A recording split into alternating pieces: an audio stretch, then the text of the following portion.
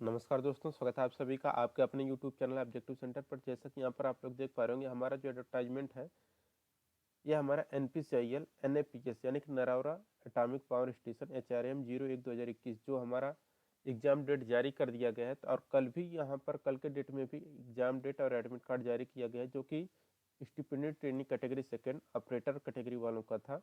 ठीक, तो उनके एग्जाम डेट और एडमिट कार्ड जारी कर दिया गया है। तो कल कमेंट आ रहा था कि सर जो हमारा ऑपरेटर का है उसका एग्जाम पैटर्न और सिलेबस के बारे में बता दीजिए, क्या होगा, उसका सिलेक्शन प्रोसेस क्या है। तो इस वीडियो हम लोग स्टिपेंडियट ट्रेनिंग कैटेगरी सेकेंड जो कि ITI लेवल पर होता है और ऑपरेटर, इन दोनों के एग्जाम पैटर्न और सिलेक्शन प्रोसेस के बारे में हम लोग जानेंगे। तो चलिए स्टार्ट करते हैं। तो देखिए, सबसे पहले जिस ऑफिशियल नोटिफिकेशन को हमने डाउनलोड किया है उसी में हम लोग देखने वाले हैं इसके एग्जाम पैटर्न के बारे में। यहाँ पर जब आप लोग देखिए, यहाँ पर एग्जाम पैटर्न के बारे में स्टिपेंडियट ट्रेनिंग कैटेगरी फर्स्ट और सेकंड यहाँ पर दोनों कहा है, लेकिन यहाँ पर फर्स्ट जो है हमारा तो डिप्लोमा वालों के लिए है, तो इसको हमें देखना नहीं है, हमें देखना है कैटेगरी सेकंड वालों के लिए। तो कैटेगरी सेकंड वाले यहाँ पर देख सकते हैं, इसे हम लोग थोड़ा जूम कर लेते हैं। तो यहाँ पर आप लोग देख सकते हैं ये हमारा स्टिपेंडियट ट्रेनिंग STTM ऑपरेटर और मेंटेनर। ठीक, तो यहाँ पर ऑपरेटर और मेंटेनर RTI दोनों लोगों के लिए है। यहाँ पर कहा गया है कि जो आपका रिटन एग्जामिनेशन होगा ये आपका कंप्यूटर बेस या OMR बेस होगा। यहाँ पर ये कहा गया है जो आपकी लिखित परीक्षा होगी 2 चरणों में होगी, यहाँ पर ये बताया गया है। तो दोस्तों यहाँ पर कहा गया कि जो आपका लिखित परीक्षा होगा OMR बेस या कंप्यूटर बेस होगा, लेकिन यहाँ पर क्या है कि इस बार जो आपका एडमिट कार्ड जारी किया गया उस पर आपका डायरेक्ट लिख भी दिया है कि जो आपका पेपर होगा वह आपका OMR बेस होगा। ठीक, कंप्यूटर बेस आपका पेपर नहीं होगा ऑपरेटर वालों का। ठीक, बाकी और जो कुछ भी है, क्योंकि हमारे पास इस समय प्रेजेंट टाइम में ऑपरेटर वालों का ही एडमिट कार्ड है, तो एडमिट कार्ड पर वही लिखा कि OMR बेस पर होगा, कंप्यूटर बेस पर नहीं होगा। तो हमारा जहाँ तक अंदाज है सभी लोगों का OMR बेस पर ही होगा। ठीक, वैसे आपके एडमिट कार्ड पर लिखा ही होगा और सभी का OMR बेस पर ही होगा, हमारा जहाँ तक अंदाज है। ठीक, तो ये ऑपरेटर वाला का हमारे पास एडमिट कार्ड है, इसलिए हमें पता है कि हमारा OMR बेस पर है। क्योंकि यहाँ पर आप लोग देख सकते हैं ऑपरेटर वाला हम आपको दिखा रहे हैं, यहाँ पर आप लोग देखिए, यहाँ पर देखिए लिखा गया है ऑपरेटर वालों का ही है। यहाँ पर कहा गया है कि लिखित जो परीक्षा होगी अभ्यर्थी ब्लू या ब्लैक स्याही पेन, बॉल पॉइंट पेन ही लाना है तथा लिखने की अन्य सामग्री जैसे कि जेल पेन, इंक पेन तथा पेंसिल से लिखित परीक्षा की OMR सीट में चिन्ह लगाने की अनुमति नहीं होगी। तो ये आपका OMR बेस पर ही पेपर आपका होगा। ठीक, तो ये हो गया आपका कि आपका ऑफलाइन पेपर होगा, ऑनलाइन पेपर नहीं होगा। अब ये हो गया आपका जो पेपर होगा, आपका पेपर फर्स्ट और पेपर सेकंड यानी कि स्टेज फर्स्ट स्टेज सेकंड होगा। तो यहाँ पर देख सकते हैं जो आपका जो होगा एक होगा आपका प्रिलिमिनरी टेस्ट जो कि 1 घंटे का होगा। तो और दूसरा जो होगा आपका एडवांस टेस्ट जो कि आपका 2 घंटा का होगा। ठीक, तो ये आपका अलग अलग यहाँ पर दिया गया है, एक प्रिलिमिनरी टेस्ट एक एडवांस टेस्ट है। जो आपका प्री टेस्ट होगा इसके लिए आपको 1 घंटे का समय मिलेगा, और जो हमारा एडवांस टेस्ट रहेगा उसके लिए हमें 2 घंटे का समय प्रोवाइड किया जाएगा। ठीक, तो ये हो गया आपका एग्जाम स्टेज फर्स्ट और सेकंड के बारे में। ठीक, बाकी यहाँ पर कहा गया है कि स्टेज फर्स्ट जो आपका प्रारंभिक परीक्षा है यह अभ्यर्थियों को शॉर्टलिस्ट करने के लिए एक छटनी परीक्षा होगी। छटनी परीक्षा का स्वरूप निम्नानुसार कॉमन होगा, यानी कि कहा गया है जो प्रिलिमिनरी टेस्ट है ये आपका एक तरह का स्क्रीनिंग टेस्ट है, सिर्फ और सिर्फ आपको इसको पास करना है। ठीक, स्क्रीनिंग एग्जामिनेशन है जो कि सभी के लिए आपका समान होगा, यानी कि कॉमन होगा। ठीक, दूसरा यहाँ पर कहा गया है कि जो 1 घंटे की परीक्षा में निम्नलिखित अनुपात में आपके ये आपके 4 ऑप्शनल क्वेश्चन पूछे जाएंगे, जिसमें कि आपके 50 क्वेश्चन रहेंगे। तो देखिए दोस्तों, हम आपको प्रीवियस ईयर का पेपर आपको प्रोवाइड कर दिए हैं, जिसका लिंक आपको डिस्क्रिप्शन बॉक्स में दे दिया गया है।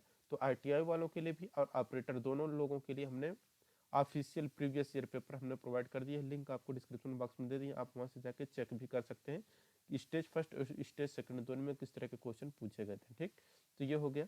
अब देखिए जो आपके स्टेज फर्स्ट होगा, जो प्रिलिमिनरी टेस्ट होगा, यह आपका मेंटेनर और ऑपरेटर दोनों लोगों के लिए समान होगा। यहाँ पर ये हो गया एग्जाम पैटर्न समान होगा दोनों का, जिसमें कि मैथमेटिक्स के आपके 20 क्वेश्चन पूछे जाएंगे, साइंस के आपके 20 क्वेश्चन पूछे जाएंगे, और इसके बाद जनरल अवेयरनेस के आपके 10 क्वेश्चन पूछे जाएंगे। तो टोटल आपके 50 क्वेश्चन ये हो जाएंगे।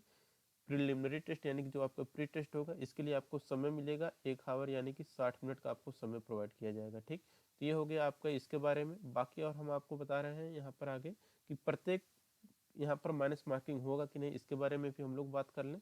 तो देखिए यहाँ पर कहा गया कि प्रत्येक सही उत्तर के लिए आपको 3 अंक, यानी कि एक क्वेश्चन अगर आपका सही होता है तो आपको 3 नंबर दिया जाएगा, अगर आपका एक क्वेश्चन गलत होता है तो आपको -1 नंबर काट लिया जाएगा। ठीक, तो 1 नंबर आपका काट लिया जाएगा। तो एक क्वेश्चन सही होगा 3 नंबर दिया जाएगा, और एक क्वेश्चन गलत होता है तो आपका 1 नंबर काट लिया जाएगा, यानी कि यहाँ पर आपको 1/3 का माइनस मार्किंग आपको देखने को मिलेगा। ठीक, तो ये हो गया आपका माइनस मार्किंग से रिलेटेड आपका डाउट। ठीक, अभी ये तो हो गया आपका। अब आगे है यहाँ पर देखिए, बाकी यहाँ पर कह रहा है कि जो आपका टेस्ट होगा कंडक्टेड सिंगल या multiple session depending upon the logistic requirements. ठीक, तो ये तो हो गया आपका। बाकी यहाँ पर जो the qualifying standard shall be as below, कह रहा है जो आपका मानक स्टैंडर्ड होगा स्टेज फर्स्ट के लिए, कह रहा है कि अगर आप ओबीसी, SC ST और PWD कैंडिडेट हैं तो कम से कम आपको 30% लाना अनिवार्य। तो अगर आप लोग SC ST OBC और PWD कैंडिडेट हैं तो आप 30% स्टेज फर्स्ट में ला देते हैं तो आप इसे क्वालिफाई कर लेंगे।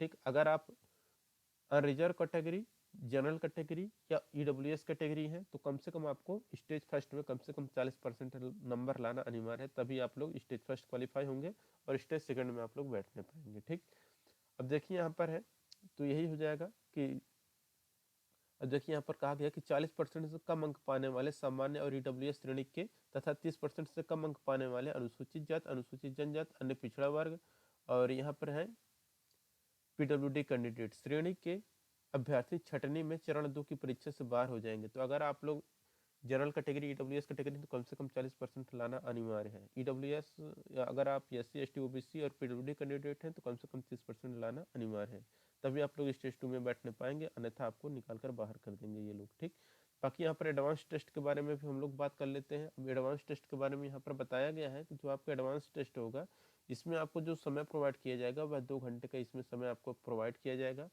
इसमें यहाँ पर कहा गया कि चरण फर्स्ट में चुने गए सभी अभ्यर्थियों की उनकी संबंधित ट्रेड में एक एडवांस परीक्षा ली जाएगी। तो आपको एडवांस परीक्षा कराया जाएगा, जिसके लिए आपको जो समय प्रोवाइड किया जाएगा वह आपको 2 घंटे के लिए समय प्रोवाइड किया जाएगा, यानी कि 120 मिनट के यहाँ पर आपको समय प्रोवाइड किया जाएगा। ठीक, अब कहा गया है यहाँ पर कि प्रश्नों का स्तर जो होगा उनके शैक्षणिक योग्यता के आधार पर निर्भर करेगा, यानी कि अगर आप ITI के हैं तो ITI से ही आपके क्वेश्चन पूछे जाएंगे। ठीक, जो भी आपको क्वालिफिकेशन है जिस बेस पर आपने फॉर्म डाला है। ठीक, ये हो गया। बाकी यहाँ पर भी वही कहा गया कि इसमें आपको 4 ऑप्शनल क्वेश्चन पूछे जाएंगे, जिसमें प्रश्नों की कुल संख्या क्या होगी 50 होगी। इसमें एक क्वेश्चन सही होगा तो आपको 3 नंबर दिया जाएगा, एक क्वेश्चन अगर आपका गलत होगा तो आपका एक नंबर काट लिया जाएगा। ठीक, ये सेम प्रोसेस वही है इसमें। और इसमें भी यहाँ पर कहा गया है कि अगर आप जनरल कैटेगरी UR या EWS कैटेगरी के तो कम से कम 30% लाना अनिवार्य है, और अनुसूचित जात, अनुसूचित जनजात और PWD OBC है तो कम से कम 20% लाना अनिवार्य है।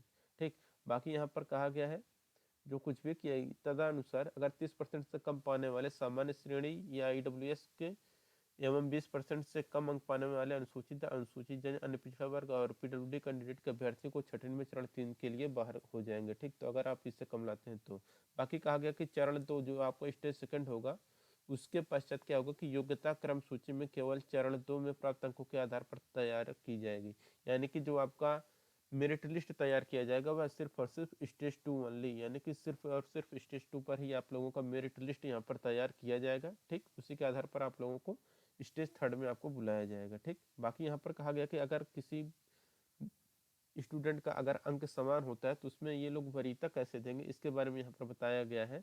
कहा गया कि जैसे कि अगर कोई स्टूडेंट ऐसे हैं जिनका कि लोअर नेगेटिव मार्किंग है स्टेज 2 में तो उनको मेरिट लिस्ट में सबसे ऊपर रखा जाएगा। ठीक, तो ये हो गया।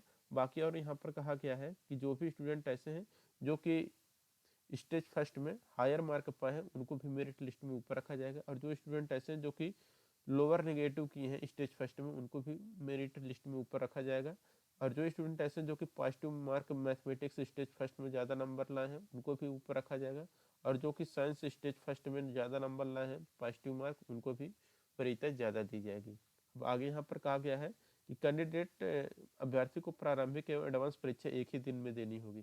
तो आपके एडमिट कार्ड पर अगर आप लोग देखेंगे तो इस तरह से आप लोग देखेंगे तो यहाँ पर आपका एडमिट कार्ड जो जारी किया गया है यहाँ पर देखिए, यहाँ पर आपका जो एग्ज़ाम डेट जारी किया गया है इस पर आपका स्टेज फर्स्ट और स्टेज सेकंड दोनों का क्या है, स्टेज फर्स्ट और स्टेज सेकंड दोनों का एग्जाम डेट यहाँ पर देखिए एक ही है, ठीक। तो एक ही दिन आपको स्टेज फर्स्ट और स्टेज सेकंड दोनों आपका होने वाला है, ठीक।